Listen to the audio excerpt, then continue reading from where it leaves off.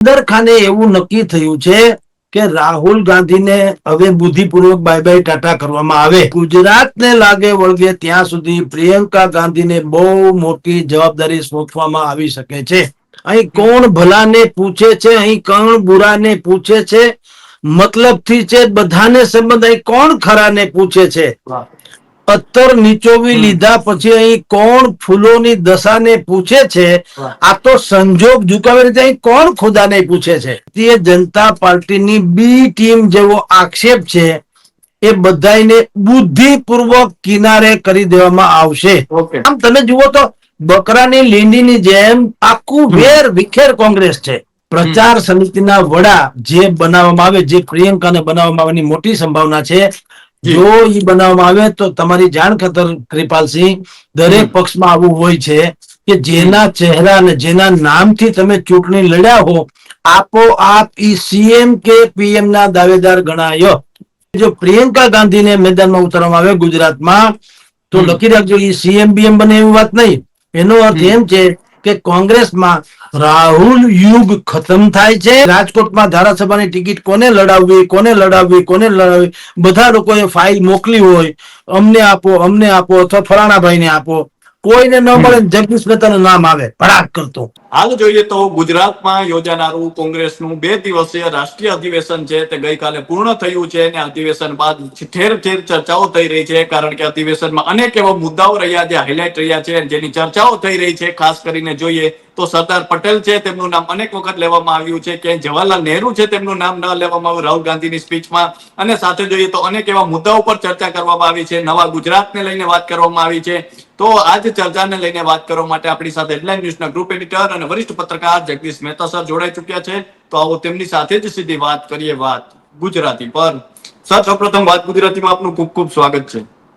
જી નમસ્કાર. તો 2 દિવસીય કોંગ્રેસનું રાષ્ટ્રીય અધિવેશન યોજાનું હતું અને તેમાં અનેક એવા મુદ્દાઓ રહ્યા છે. અને સર, હવે આ અધિવેશન બાદ શું કહી શકાય કે ગુજરાતની રાજનીતિમાં, ભારતની રાજનીતિમાં શું ફેર પડશે? કારણ કે નવા ગુજરાતની વાત કરવામાં આવી છે, નવા કોંગ્રેસની વાત કરવામાં આવી છે. કઈ રીતે જોઈ રહ્યા છો સર? કૃપાલસિંહ, તમે હમણાં ઇન્ટ્રોમાં જ બોલ્યા કે પંડિત જવાહરલાલ નહેરુનું કે ઇન્દિરા ગાંધીનું પણ કોઈ નામ બોલ્યા ખરા? જવાહર નહેરુ તો છોડો, ઇન્દિરા ગાંધીનું નામે કોઈ બોલતા નથી, રાજીવ ગાંધીનું નામે કોઈ બોલતા નથી. તમે જુઓ કેવી કરુણા છે કે સરદાર પટેલ નું બોલવાનું છે. હું કામ? સરદાર પટેલની સાથે પાટીદાર શબ્દ છે. રાજીવ ગાંધી અરે પાટીદાર નથી, ઇન્દિરા ગાંધી અરે પાટીદાર નથી, પંડિત નહેરુ અરે પાટીદાર નથી. તમે જુઓ અહીં કોણ ભલાને પૂછે છે, અહીં કોણ બુરાને પૂછે છે, મતલબથી છે બધાને સંબંધ. અહીં કોણ ખરાને પૂછે છે. અત્તર નીચોવી લીધા પછી અહીં કોણ ફૂલોની દશાને પૂછે છે. આ તો સંજોગ ઝુકાવે રીતે અહીં કોણ ખુદાને પૂછે છે. ભલા માણસ, તમારા દાદી, તમારા ફાધર, તમારા નાના, જેને ખપાવી દીધી જિંદગી, લોખંડી મહિલા, જેને મહાકાળીનું સ્વરૂપ અટલ બિહારી વાજપેયીએ કીધેલું, પાકિસ્તાનના ભાગલા પાડી અને બાંગ્લાદેશ બનાવ્યું, એવા રણચંડી જેને કહી શકાય, એવા ઇન્દિરા ગાંધીનું નામે કોંગ્રેસ વાળા લેતા નથી. રાજીવ ગાંધી, જેનું યોગદાન પણ આપણે ટેકનોક્રેટ્સ, નયા ભારત જેને કહેવામાં આવે, એના નાના, એટલે કે પંડિત નહેરુ પછી રાહુલ ગાંધીના નાના પંડિત નહેરુ, એને નયા ભારત હિન્દુસ્તાનની જે પાયો નાખ્યો તો એને ખરા અર્થમાં વિકસાવ્યો હોય અગર કોઈએ, તો એનું નામ છે રાજીવ ગાંધી, જેને સેમ પિત્રોડાને સાથે રાખી ઇન્ફોર્મેશન ટેકનોલોજીમાં ભારતને વિશ્વની કક્ષાએ મૂકવાનું પ્રદાન આપ્યું. રાઈટ? એનું પણ ક્યાંય નામ કોઈ લેતું નથી. શું કામ? મત મળે એમ નથી. જુઓ આ કરુણા જુઓ. સરદાર પટેલ નું લેવું છે કારણ કે એના નામે હજી ચરી ખવાય એમ છે, પાટીદાર સમાજના નામે. આ તો મોટામાં મોટી વિટંબણા છે. પણ હવે એનો વિષય છે. સરદાર પટેલ ને જીવા ત્યાં સુધી એને ભારત રત્ન કોણે નથી આપ્યું? પ્રશ્ન પૂછો તો કોંગ્રેસ નું શું યોગદાન છે? બરાબર. પણ હવે તો પણ આપણે ઈ ભૂલી જઈએ એટલે હું તમને કહું છું, આ ફેબ્રિકેટેડ જે વાતો છે ને એમાં આપણે પડીએ નહીં. આને ફેબ્રિકેટેડ કહેવાય, કોસ્મેટિક્સ. એટલે કે મારે તમને સારું લગાડવા માટે હસવું કે રડવું એ જુદી વાત છે, અને બાય હાર્ટ હું હસું કે રડું એ જુદી વાત છે. ઓકે, આ સારું લગાડવા સરદાર પટેલ ને લઈ આવ્યા છે ચિત્રમાં, સાચું લગાડવા નહીં. ઓકે, પણ હવે ઈ એની ઉપર છે. પણ આમ છતાં નયા ગુજરાત અને નયા કોંગ્રેસ, નવી કોંગ્રેસ નયા ગુજરાત એવો જે સ્લોગન આપવામાં આવ્યું, એ મુદ્દા ઉપર તો કામ મજબૂત થયું છે, એમાં ના નહીં. ઓકે, એકેડેમિક દ્રષ્ટિએ તમે જુઓ, પોલિટિકલી દ્રષ્ટિએ તમે જુઓ, તો આ ગુજરાતનું કોંગ્રેસનું જે અધિવેશન મળ્યું, ખરા અર્થમાં ઐતિહાસિક અને ભારતીય રાજનીતિમાં યુ ટર્ન સાબિત થાય એવું તો છે. શું કર્યું ઈ તમને કહી દઉં. કોંગ્રેસમાં અધિવેશનમાં એવું નક્કી કરવામાં આવ્યું કે હવે કાર્યકર્તાઓ જ આપણી હાઈકમાન્ડ રહેશે. આ સૌથી પહેલો મુદ્દો, જે સૌથી વધુ નડતો તો તે ઉપરથી પેરેશૂટમાંથી જ ઉમેદવારો ઉભા રાખવામાં આવતા હતા. કોઈને ખબર ન હોય રાજકોટમાં ધારાસભાની ટિકિટ કોને લડાવવી, બધા લોકોએ ફાઇલ મોકલી હોય, અમને આપો અથવા ફલાણાભાઈ ને આપો. કોઈને ન મળે, જગદીશ મહેતાનું નામ આવે ભડાક કરતો. હવે એ બધા વેંઢાળવાના રહીએ પછી, કારણ કે મને કાળો કાગડો ઓળખતો ન હોય, પણ હું ઉપર મારું સેટિંગ કરી આવું, મારું નામ જાહેર થાય. એના જેવું કોંગ્રેસમાં વર્ષોથી ચાલતું હતું, જેને પેરેશૂટ કહેવામાં આવે, ઉપરથી ઉતારવામાં આવે ઉમેદવારો. એમ પહેલી વખત એવું થયું છે કે રાહુલ ગાંધી થી માંડીને ખડગે સુધીના નેતાશ્રી જે છે એ મલ્લિકાર્જુન ખડગેજી, એને પણ કીધું, રાહુલ ગાંધીએ પણ કીધું કે અમે તાલુકા જિલ્લાના જે પ્રમુખો હશે કોંગ્રેસના, અમે એને અમારું હાઈકમાન્ડ જેટલું પાવર આપીએ, ઉમેદવારોની પસંદગી કરવાનું કામ એનું, અમારે ખાલી મોહર મારવાની રહેશે. જેમ લવ મેરેજ કરીને કપલ ઘરે આવે, માવતરે આશીર્વાદ આપવા સિવાય બીજું કઈ કરવાનું હોય છે ખરું? હવે તમે કરી જ લીધા છે લગ્ન, પછી શું, પછી આશીર્વાદ. એવી રીતે આ લોકો નામ આપી જ દેવાના છે કે ભાઈ અમારે ત્યાં છગનભાઈ ને ટિકિટ આપજો, એ સિવાય કોઈ નહીં. તો 100 માંથી 70 જણા છગનભાઈ ની ફેવર કરે, હાઈકમાન્ડે ખાલી આશીર્વાદ જ આપવાના રહીએ, યશસ્વી ભવઃ. આ પહેલો બદલાવ. બદલાવ નંબર 2, NSUI, કોંગ્રેસની જે વિદ્યાર્થી પાંખ કહેવાય તે, અને સેવા દળ, એટલે કે આપણે ત્યાં જે અખિલ ભારતીય આ ભારતીય જનતા પાર્ટી પાસે જે યુવા મોરચો છે, યુવા ભાજપ, એવું કોંગ્રેસનું જે યુવા જે કહી શકાય એનું નામ છે સેવા દળ. એ બંને લોકોએ એવું, એટલે અધિવેશનમાં એવું નક્કી થયું કે આપણી લડાઈ કોની સામે છે. જુઓ, બહુ બુદ્ધિપૂર્વક આ વખતે ખેલ ખેલવામાં આવ્યા છે, સમજીને કહું છું. એને એમ જ કીધું કે આપણે ભાજપની સામે લડવાનું છે. તમે જોજો, કેસરી ટોપી સામે લડવાનું છે નહીં, એને કાળી ટોપી સામે લડવાની વાત કરી. કાળી ટોપી RSS ની છે, રાષ્ટ્રીય સ્વયંસેવક સંઘ. એનો અર્થ એમ છે કે વિપક્ષને પણ ગળા સુધીમાં ખાતરી છે કે ભારતીય જનતા પાર્ટી જે છે એનું જો ક્યાંય પણ મોરલ સૌથી મહત્વનું હોય તો ઈ RSS છે. તો આ વખતે અધિવેશનમાં એવું નક્કી થયું કે આપણી લડત RSS સામે છે, રાષ્ટ્રીય સ્વયંસેવક સંઘ, જે ભારતીય જનતા પાર્ટીનો હાથ પગ છે. એને તમે ખતમ કરી નાખો તો વાંધો નહીં. એટલે કનૈયાલાલે પણ એવી ત્યાં ઘોષણા કરી કે આપણે કાળી ટોપી સામે આપણા યુનિફોર્મ થી લડવાનું છે. એટલે આપણા એટલે કયા? રાહુલ ગાંધી જે વ્હાઈટ કલરનું ટી શર્ટ પહેરે છે અને મોટા ભાગે ગ્રે કે ખાખી અથવા ઓફ વ્હાઈટ કલરનું પેન્ટ પહેરે છે, એવું યુનિફોર્મ હવે કોંગ્રેસના યુવા મોરચા દ્વારા અમલમાં મૂકવામાં આવશે. આ બદલાવ નંબર 2. બદલાવ નંબર 3, જેની ઉપર ભારતીય જનતા પાર્ટીની બી ટીમ જેવો આક્ષેપ છે, એ બધાને બુદ્ધિપૂર્વક કિનારે કરી દેવામાં આવશે.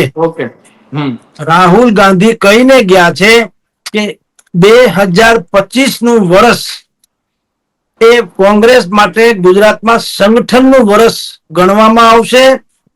અને આગામી 15 કે 25મી તારીખે રાહુલ ગાંધી પાછા ગુજરાતમાં આવે છે. 15મીએ જી જી એ 15મીએ આવે એટલે શું થશે? 15મીએ ગુજરાતના તમામ તાલુકા અને તમામ જિલ્લા એના પ્રમુખોની વરણી થઈ જશે. હમ with all the powers, totally સત્તાઓ સાથે. હમ એ લોકો પછી નક્કી કરશે કે તમારે ત્યાંનો વિધાનસભાનો ઉમેદવાર કોણ બનશે. જી હવે આ જે પાવરનું વિકેન્દ્રીકરણ, સત્તાનું વિકેન્દ્રીકરણ એટલે છેવાડાના લોકો સુધી સત્તાનું આપવું, એનો અસર શું થશે એ તમને કહો. હમ અત્યાર સુધી એવું બનતું કે જેના છેડા અડતા હોય એ જિલ્લા કે તાલુકા પ્રમુખ બની જાય એટલે ઈ યસ અને હાઈકમાન્ડ ઈ લોકો ટચમાં રહે, પણ પ્રજા અને નેતા કોઈ દી રહે નહીં. હમ કારણ કે બીજા એના રાઇવલ ગ્રુપ વાળા હોય એ કહેતા કે આ તો જગદીશભાઈ તો છગનભાઈ ને ઓળખે છે ને એટલે પ્રમુખ બન્યા છે, બાકી એનું કઈ દમ નહીં, એના કાર્યક્રમમાં કઈ જવાની જરૂર નથી, એટલે એના કાર્યક્રમ નિષ્ફળ જતા. હમ જેમ અત્યારે તમને કહું કૃપાલસિંહ, જી રાજકોટમાં કોંગ્રેસમાં અતુલ રાજાણી જે છે કાર્યવાહ પ્રમુખ છે. યસ રાજકોટ શહેર કોંગ્રેસમાં કોણ છે? અતુલ રાજાણી. જી પણ તમે જુઓ એનો કાર્યક્રમ હોય ત્યારે તમને બીજા ગ્રુપના લોકો જોવા જી નથી મળતા. જી ગાયત્રીબા વાઘેલાનો કાર્યક્રમ હોય તો આ લોકો ન મળે, જી ઇન્દ્રનીલ રાજગુરનો હોય તો ફલાણાભાઈ ન મળે, ભાઈ હેમાંગ વસાવડાનો કાર્યક્રમ હોય તો તમને ભાઈ મહેશ રાજપૂત જોવા ન મળે, મહેશ જી રાજપૂતનો કાર્યક્રમ હોય તો તમને લલિત કગથરા જોવા ન મળે. આમાં ક્યાંય મેળ પડે નહીં. તમે જુઓ ગ્રુપિઝમ, પરાકાષ્ઠા ગ્રુપિઝમની. બરાબર. જી કોંગ્રેસ એઝ એ ટીમ કોઈ દિવસ બજારમાં ઉતરી નથી. શું કામ? પ્રમુખ ઈ જ છે જેને હાઈકમાન્ડ પસંદ કરે છે, લો કમાન્ડ નહીં. લો એટલે લોકો, હાઈકમાન્ડ પસંદ કરે છે. માની લો અથવા તો ગમે એમ કરીને એને ત્યાંથી નામ એનું સિલેક્ટ કરાવી લીધું, પણ ખરેખર લોકોના હૃદયમાં જેનું નામ છે એનો કઈ મેળ નથી, એટલે હંધાય જૂથવાદમાં પ્રવર્તે. ઇન્દ્રનીલને એમ લાગે કે મારે પ્રમુખ અથવા તો હું મેઇન હોવો જોઈએ, હેમાંગ વસાવડા લાગે કે કમસે કમ અમારી કોઈ વાત સાંભળવી જોઈએ, ગાયત્રીબા વાઘેલા છે એને એમ લાગે કે હું ક્ષત્રિયાણી છું, મારા ઉપર તમારે લોકો કળશ ઢોળવો જોઈએ, ભાઈ લલિત કગથરા કે પાટીદારની સૌથી મોટી વોટ બેંક છે ને એનો હું મારો બોલકો ઉમેદવાર હું છું, મને મદદ કરજો. અતુલ રાજાણી કે ભાઈ રઘુવંશીની સંખ્યા પણ આ ગામમાં બહુ છે રાજકોટમાં, અને હું 108 તરીકે પંકાયેલો છું, મને શું કામ નહીં? તો મહેશ રાજપૂતને એમ લાગે ઓબીસી વાળી વાત આવે તો એમાં અમે લોકો આવીએ છીએ, અમે વર્ષોથી મહેનત કરી, અમને શું કામ નહીં? આમ તમે જુઓ તો બકરાની લીંડીની જેમ આખું વેર વિખેર કોંગ્રેસ છે. એ બધી જ જગ્યાએ છે. આ તો મેં રાજકોટનું સમજાય એટલે બોલ્યો છું, પણ તમામ જગ્યાએ આવો ડખા છે. તો કોંગ્રેસે આ વખતે નિર્ણય કર્યો કે એવું કાંઈ નથી કરવું, તમે નક્કી કરો. એટલે તાલુકા અને જિલ્લા પ્રમુખ ઈ નક્કી કરે કે કોણ તમારો નેતા થાય.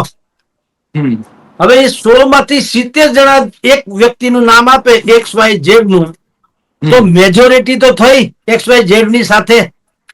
મેજોરિટી થઈ એટલે વિરોધ ઓછો થવાનો, અને મેજોરિટી ક્યારે થાય? સંપ હોય તો ને.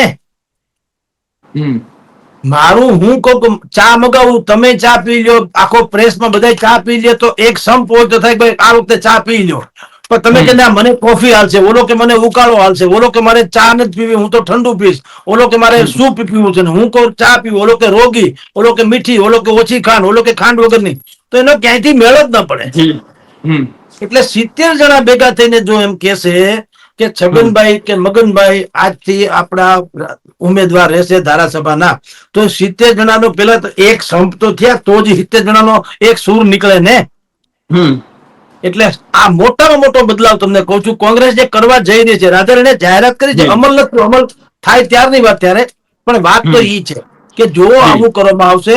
અને બીજું કે જિલ્લા અને તાલુકા પ્રમુખ જે હશે એને હાઈકમાન્ડ એટલી મોટી સત્તા આપવાના કે જેને ભવિષ્યમાં ક્યાંક પોતાનું કાઠું કાઢવું હશે, ઈ હવે તાલુકા કે જિલ્લા કક્ષાના પ્રમુખની આદેશને અવગણી શકશે નહીં.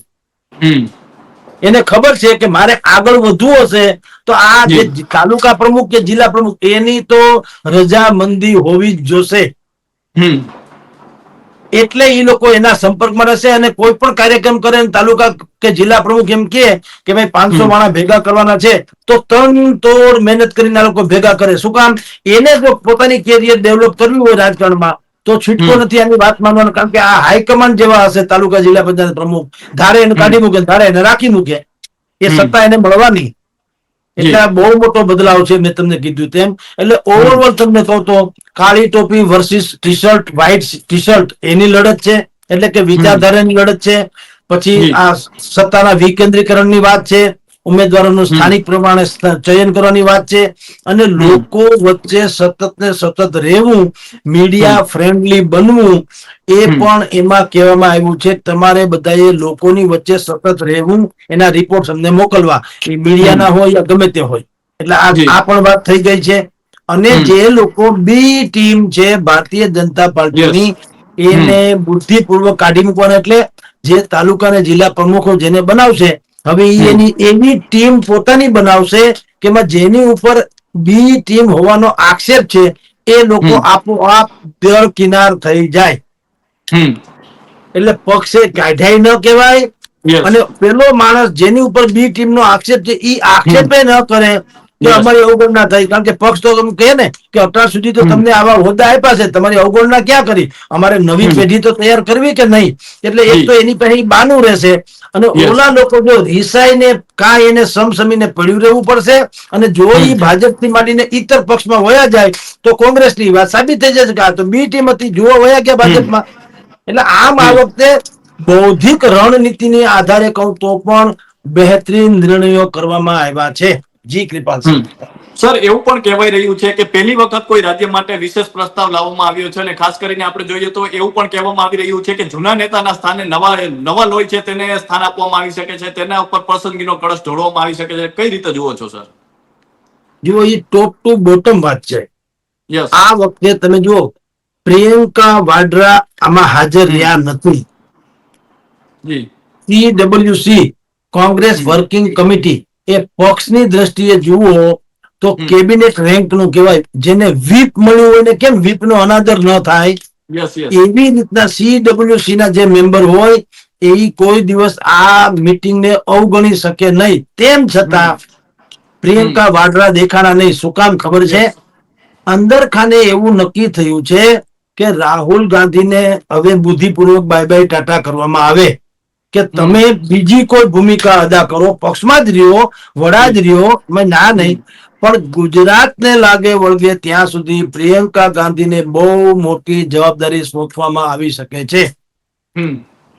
હવે પ્રિયંકા ગાંધી એવું નતા ઈચ્છતા કે એની હાજરી હોય, અને જો આવી જાહેરાત થાય તો કોકને એમ લાગે કે આ તો ખીચડીમાં જ ઘી ઢોળાણું છે, એટલે પહેલેથી નક્કી થયું હશે.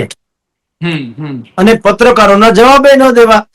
કારણ કે પત્રકારો પૂછે કે શું તમારી, ધારો કે ગુજરાતના પ્રભારી તરીકે પ્રિયંકા ગાંધીની વરણી થાય તો લોકો પત્રકારો અવશ્ય પૂછવાના કે તમે હવે ગુજરાતના પ્રભારી છો, એનો અર્થ એમ છે કે ગુજરાતના તમામ નિર્ણયોમાં હવે રાહુલ ગાંધીની કોઈ ભૂમિકા નહીં હોય. બોલો હા કે ના? તો હા કે ના તો કેવી કે નહીં? હા પાડે તોય ફસાય, ના પાડે તોય ફસાય.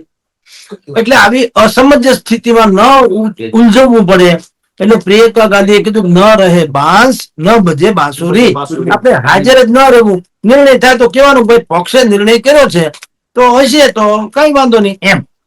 એટલે બુદ્ધિપૂર્વક હાજર નહીં રહ્યા. પણ જેને પ્રચાર સમિતિ કહેવાય છે પક્ષની, ભાજપ હોય કે કોંગ્રેસ, પ્રચાર સમિતિના વડા જે બનાવવામાં આવે, જે પ્રિયંકાને બનાવવામાં આવવાની મોટી સંભાવના છે, જો એ બનાવવામાં આવે તો તમારી જાણ ખાતર કૃપાલસિંહ, દરેક પક્ષમાં આવું હોય છે કે જેના ચહેરા અને જેના નામથી તમે ચૂંટણી લડ્યા હો, આપોઆપ ઈ CM કે PM ના દાવેદાર ગણાય.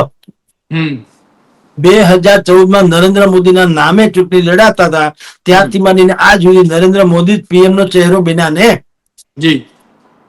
અને ભૂપેન્દ્ર પટેલની તમે આગેવાનીમાં ચૂંટણી લડ્યા તો ભૂપેન્દ્ર પટેલ જ CM નો ચહેરો બને.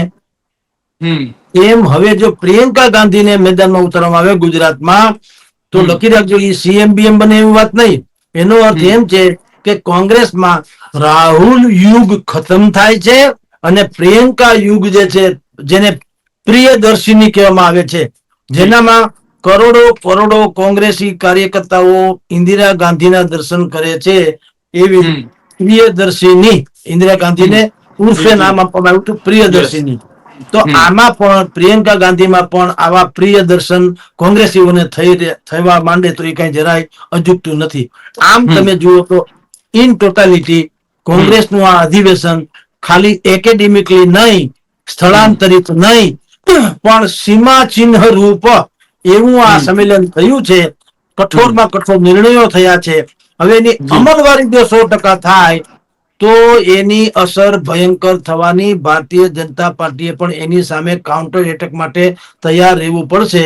દોડવું હોય ને ઢાળ મળે, બગાસું ખાવ ને પતાસું આવી જાય, એવી રીતે હવે બેઠકો જીતવાની સંભાવના ઓછી બનશે. જી.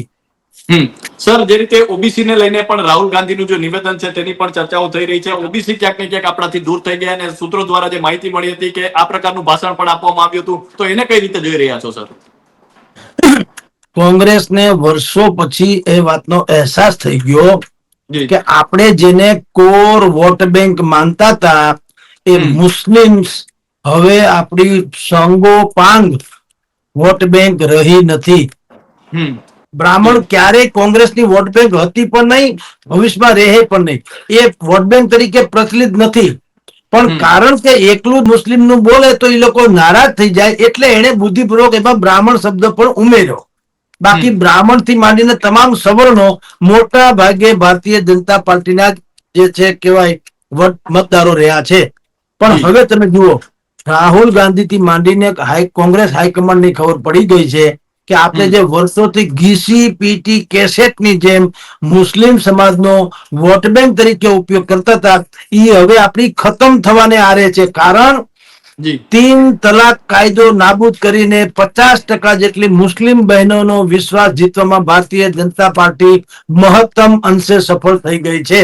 નંબર 1, જી. ઉજ્જવલા યોજના અંતર્ગત જે ગેસના બાટલા રાહત દરે મળે છે, એમાં હિન્દુ મુસ્લિમનો કોઈ તફાવત ભારતીય જનતા પાર્ટી રાખ્યો નથી. એટલે એ વાત પણ અનફેવર જાય કોંગ્રેસની. પછી નંબર 3, વકફ સમિતિની જે હમણાં સુધારા બિલ રજૂ થયું, એમાં પણ મોટા ભાગના મુસ્લિમ લોકો જે છે એ એગ્રી છે સરકાર સાથે. કારણ કે વકફ બોર્ડ વાળાએ જેટલી સંપત્તિ એની પાસે હતી, આખો સમાજ એમ માને છે મુસ્લિમ 40 કરોડ મુસ્લિમ છે, એમાંથી નહીં તો 30-35 કરોડ મુસ્લિમ એમ માનતા હશે કે આનો આપણી ઉપર કોઈ ઉપયોગ થયો નથી, આપણે આમાંથી કઈ કાંદો કાઢી નથી લીધો, જેને હાથમાં એના મોંમાં બધાએ ચરી ખાધું છે. એટલે એ સિમ્પથી પણ તમે જુઓ તો ભારતીય જનતા પાર્ટી પાસે જવાની, બલકે ગઈ છે. ફટાકડા ફોડ્યા ને આપણે બધા ટીવીમાં જોયું બધું, રાઈટ? આ 3 થયું. ચોથું, ઓવેસી જેવા નેતા પણ પેદા થયા છે, એટલે કોંગ્રેસને હવે આખી મધલાળ જે પેલા મળતી હતી એ પણ નથી મળતી, એમાંય ગાબડા પડ્યા. એટલે સરવાળે એને એમ લાગ્યું કે હવે આમાં દ્રાક્ષ ખાટી છે. જી. મુસ્લિમ કોમ્યુનિટી આપણી કોર વોટ બેંક હતી એમ જે માનતા હતા, એ હવે માનવાને કોઈ કારણ નથી. એટલે એને બુદ્ધિપૂર્વક એમ કીધું કે આપણે દલિત, મુસ્લિમ અને બ્રાહ્મણોમાં ઉલઝા રહ્યા. એમાં પાછા જુઓ એક વાક્ય ઉમેર, એમાં ઓબીસી કોંગ્રેસ થી વહી ગઈ. જુઓ હવે આ નવો ડખો છે. જી. જી. નવો ડખો એ છે કે ઓબીસી જે ગુજરાતમાં 54 થી 60% જેટલી છે, હવે એની જનસંખ્યા બહુ જ થાય, એટલે કોંગ્રેસનું ફોકસ ઓબીસી તરફ. ઓબીસી માં 145 કે 147 જેટલી જ્ઞાતિઓ આવે છે, કદાચ 176, કદાચ બીજી 2-5 હમણાં 5 પછી વધારવામાં આવી હતી, પછી કદાચ સુધારામાં, તો 176 જેટલી જ્ઞાતિઓ, નાની મોટી જ્ઞાતિઓ આવે છે. તો આને ઓબીસી કાર્ડ ટૂંકમાં ખેલવા જઈ રહ્યા છે, કારણ કે ભારતીય જનતા પાર્ટી પણ હવે ઓબીસી તરફ જઈ રહી છે. અત્યારે જે આપણે ત્યાં વાત ચાલે છે કે ગુજરાત ભાજપના પ્રમુખ કોણ, તો જગદીશ વિશ્વકર્માથી માંડીને ઉદય કાનગડ, રાજેશ ચુડાસમાથી માંડી મયંક નાયક, આ જેના નામ ચાલે છે એનું સૌથી મોટામાં મોટું અગર કોઈ એની ઉપલબ્ધિ હોય તો તેઓ ઓબીસી ચહેરા છે. એટલે કોંગ્રેસને એમ લાગે છે કે ભાજપ જો હવે ઓબીસી ની સૌથી મોટી વોટ બેંક 54-60% જેવી છે, એના ઉપર જો તરાપ મારવા માંગે તો હાલો આપણે પણ ખાબકો. હમ એટલે એને કીધું કે આપણાથી ઓબીસી દૂર હોય ગયા. તમે વિચાર કરજો, અત્યારે આપણા પ્રમુખ ગુજરાત કોંગ્રેસ પ્રદેશના પ્રમુખ કોણ છે? શક્તિસિંહ ગોહિલ. યસ ઈ તમે જે ફોટો સેશન કરાવ્યું આખી સમિતિએ, કોંગ્રેસની યસ આખી યસ યસ સમિતિએ, જી ઈ જી ફોટો સેશનમાં તમે જુઓ, શક્તિસિંહ પાછળની ત્રીજી હરોળમાં રાઈટ છે અને રાઈટ ઓબીસી નેતા તરીકે જે ઉપસી રહ્યા છે એ અમિત જી ચાવડા સૌથી ચાવડા પ્રથમ છે, હરોળમાં. પ્રથમ હરોળમાં છે. આ બહુ યસ સાંકેતિક વાત છે હમ કે ગુજરાત તમારું યજમાન છે, એમાં જી ઓલા શક્તિસિંહ ક્ષત્રિય નેતા છે, હમ બેદાગ છે અને સમર્પિત ભાવ છે કોંગ્રેસ જી પ્રત્યેનો, અને હમ પાછા વર્તમાન પ્રમુખ છે. તો એની યસ તમામ એંગલ થી જુઓ તો પણ એની હમ એની જે ઉઠવાની કે ફોટો સેશન વખતેનું સ્થાન એ ખડગે અને રાહુલ ગાંધીની વચ્ચે જ હોવું જોઈએ. યસ એને બદલે ત્રીજી હરોળમાં છે પાછળ. જી અને આગળ કોણ છે? ઓબીસી નેતા ભાઈ અમિત ચાવડા. અમિત ચાવડા જી એટલે આ પણ એક મોટી રણનીતિનો બદલાવ છે. આમ તમે જુઓ તો મેં હમ તમને જે વર્ણન કર્યું બાય બ્લો બાય માઇક્રો વર્ણન કર્યું એ જી પ્રમાણે જી જોતા આ વખતનું જે અધિવેશન છે એને રાજકીય પરિપ્રેક્ષમાં જે લોકો જાણકારો છે તો કોઈ કાળે અવગણી શકે નહીં.